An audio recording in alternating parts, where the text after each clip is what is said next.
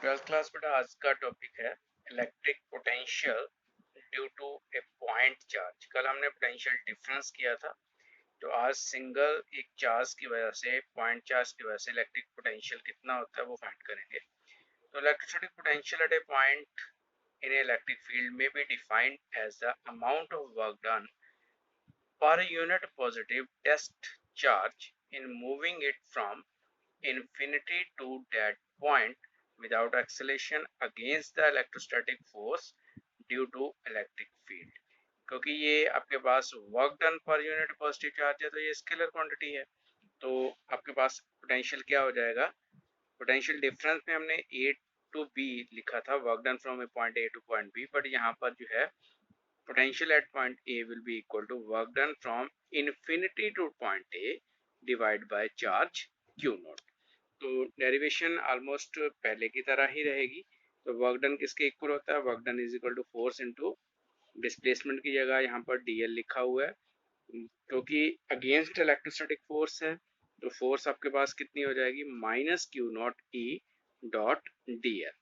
तो यहाँ पर आपके पास जो कॉस थीटा की वैल्यू होगी, थीटा 180 होगा, तो कॉस थीटा कॉस 180 जिस विच इज इक्वल टू आपके पास q naught E D L बन जाएगा आपके पास, क्योंकि ये वैल्यू 1 के इक्वल आ जाएगी। तो वर्क डन आपके पास, अब हमने इसका टोटल इंटीग्रेशन करना है ताकि कंप्लीट वर्क डन निकल जाए। तो इलेक्ट्रिक फील्ड की वैल्यू है आपके पास 1/4 pi epsilon naught q divide by r square dw is equal to minus q naught 1/4 pi epsilon naught q divided by r square। तो r की पावर अगर आप इंटीग्रेशन के टाइम ऊपर लेके जाते हो तो किसके इक्वल हो जाएगी, इट इज इक्वल टू, यहाँ पर एक चीज नोट करनी है कि इलेक्ट्रिक फील्ड की जब वैल्यू है वहां पर q divide bye r square है, जो हम टेस्ट चार्ज ले रहे हैं उसकी वैल्यू q नॉट है। तो आपके पास यहाँ पर दोनों वैल्यूज आ गई q नॉट एंड q। तो वर्क डन में इंटीग्रेशन कर रहे हो इन्फिनिटी से पॉइंट ए, तो बाकी सारी चीज़ें जो हैं वो कॉमन निकल जाएंगी, कांस्टेंट है, आर की पावर -2 हो गई। तो -2 का जब इंटीग्रेशन करोगे तो आर की power -1 divide by -1, upper limit lower limit values put करोगे और उसके बाद आपके पास जो फाइनल आंसर आने वाला है which is equal to 1/4 pi epsilon naught q divide by r A. This is the work done.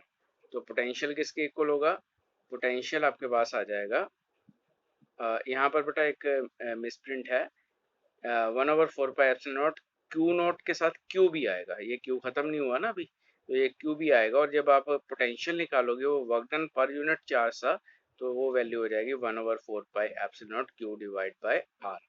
तो आप ने जो जो चीज़ें अभी तक हम पढ़ी हैं उसके अकॉर्डिंगली अगर हम बात करते हैं तो इलेक्ट्रोस्टैटिक फोर्स किसके इक्वल होती है, 1/4 pi epsilon naught Q1 Q2 divide by r square.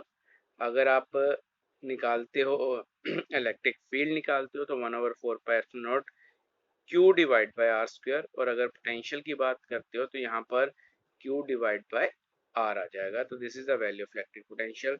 कल भी हमने 1 वोल्ट की वैल्यू डेफिनेशन की थी, यहाँ पर सेम डेफिनेशन फिर से आ जाएगी 1 वोल्ट की, which is equal to 1 joule per coulomb.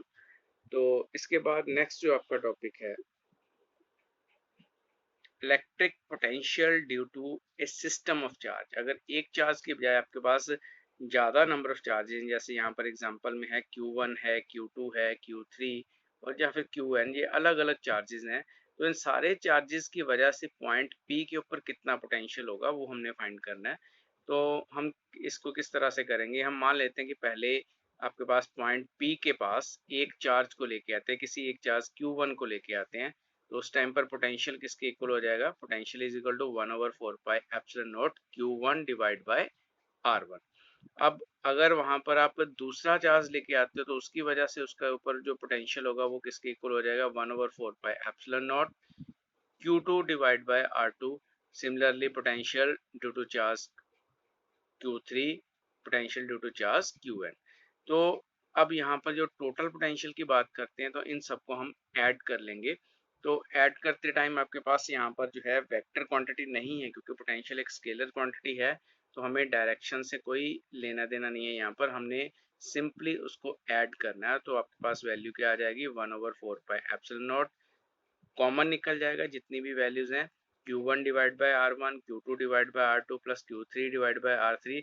और अगर इसको समेशन की फॉर्म में, सिग्मा की फॉर्म में लिखते हो, तो आपके पास क्या आ जाएगा 1/4πε0 sigma i is equal to 1 to n QI divide by RI। तो इस तरह से बेटा दोनों को हम अगर पोटेंशियल ज़्यादा नंबर ऑफ चार्जेस की वजह से है तो उसको सिंपली ऐड करके हम फाइंड कर सकते हैं। ये दोनों छोटे छोटे आर्टिकल्स से काफ़ी इंपॉर्टेंट आर्टिकल्स हैं ये भी, तो इसको अच्छी तरह से लर्न करना है, अपनी अपनी कॉपीज़ के ऊपर नोट करना है।